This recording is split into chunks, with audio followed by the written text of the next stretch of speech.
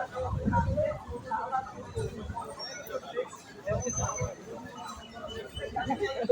আপনাকে বলি, এরকম হয় না। এই ক্যাম্পাসে বহুবারই এরকম হয়েছে। যদি একটা সংগঠনের অনেক নেতা কর্মী থাকে, না আপনি সেটা বলি, অনেক সংগঠন নেতা কর্মী থাকে, যদি তারা হামলা চালায় অবশ্যই তাদের নামটা যাবে, এটাই হবে।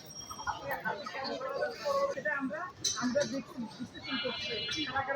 আপনাদের দাবি কি সংগঠনের কেউ ছিল না?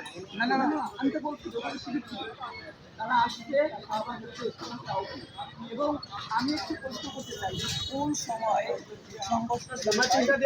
যখন আমি বক্তব্য দিয়েছিলাম, আমি কেবল বক্তব্য শুরু করেছি, দুটো বাক্য বলেছি, তখন পেছন থেকে জামাত রাজাকার স্লোগান দিয়ে এগিয়ে আসছিল এবং আমাকে উদ্দেশ্য করে ইটমিটি করতে, সেটাকে বলতে তারেকের গায়ে কেমন, তখন পেছন থেকে উত্তেজিত ছাত্ররা তার আক্রমণ চেষ্টা করছে।